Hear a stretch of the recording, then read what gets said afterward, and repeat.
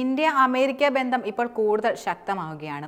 വിദേശകാര്യമന്ത്രി S ജയശങ്കറുടെ America സന്ദർശനത്തോടെ ബന്ധം കൂടുതൽ ശക്തമായിട്ടുമുണ്ട്. US സ്റ്റേറ്റ് സെക്രട്ടറിയും ദേശീയ സുരക്ഷാ ഉപദേഷ്ടാവ് എസ് ജയശങ്കറുമായി കൂടിക്കാഴ്ച നടത്തിയെന്ന റിപ്പോർട്ടുകളാണ് ഇപ്പോൾ പ്രധാനമായും പുറത്തുവന്നുകൊണ്ടിരിക്കുന്നത്.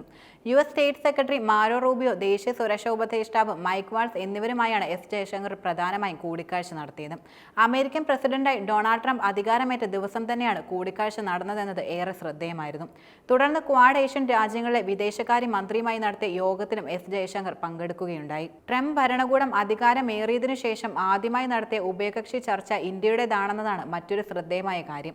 ട്രംപ് പ്രസിഡന്റായി അധികാരം ഏറ്റെടുക്കുന്ന ചടങ്ങിൽ പങ്കെടുക്കാൻ US-ന്റെ പ്രത്യേക ക്ഷണം സ്വീകരിച്ചാണ് എസ് ജയശങ്കർ പരിപാടിയിൽ എത്തിച്ചേർന്നത്. US സ്റ്റേറ്റ് ഡിപ്പാർട്ട്മെന്റിന്റെ ഫോഗി ബോട്ടം ആസ്ഥാനത്തായിരുന്നു ഈ കൂടിക്കാഴ്ച പ്രധാനമായും നടന്നത്. അയൽ രാജ്യങ്ങളായ കാനഡ, മെക്സിക്കോ എന്നിവിടങ്ങളിൽ നിന്നുള്ള പ്രതിനിധികളുമായോ അല്ലെങ്കിൽ ഏതെങ്കിലും നാറ്റോ സഖ്യരാജ്യത്തിൽ നിന്നുള്ള പ്രതിനിധിയുമായോ ആണ് പുതിയ ഭരണകൂടം അധികാരത്തിലെത്തിയാൽ ആദ്യത്തെ ഉഭയകക്ഷി ചർച്ച കൂടുതലും നടന്നിരുന്നത്. പക്ഷേ ആ സമ്പ്രദായത്തിൽ നിന്ന് വ്യത്യസ്തമായി ഇന്ത്യയുടെ വിദേശകാര്യ മന്ത്രിയുമായുള്ള കൂടിക്കാഴ്ച നടത്താനുള്ള മാർക്കോ റൂബിയോയുടെ തീരുമാനം ഇന്ത്യയുമായുള്ള ബന്ധത്തിന് US നൽകുന്ന പ്രാധാന്യത്തെ വെളിപ്പെടുത്തുന്നു എന്നാണ് പൊതുവെ വിലയിരുത്തപ്പെടുന്നത്. ഇരു രാജ്യങ്ങളും തമ്മിലുള്ള പങ്കാളിത്തം സഹവർത്തിത്വമായിരുന്നു പ്രധാന ചർച്ചാ വിഷയമെന്നാണ് റിപ്പോർട്ടുകൾ സൂചിപ്പിക്കുന്നത്.